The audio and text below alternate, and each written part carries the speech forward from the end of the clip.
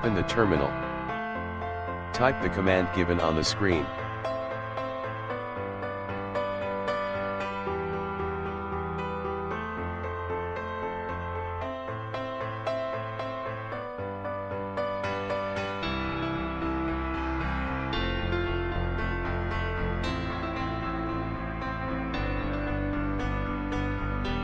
After the repository is added, then update the system by typing sudo apt-get update.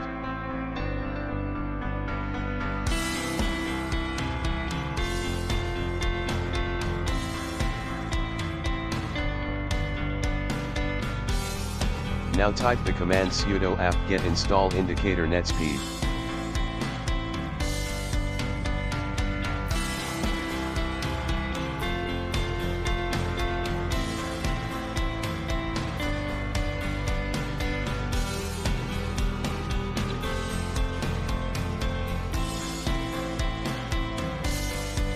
Once as it is installed, then restart the system.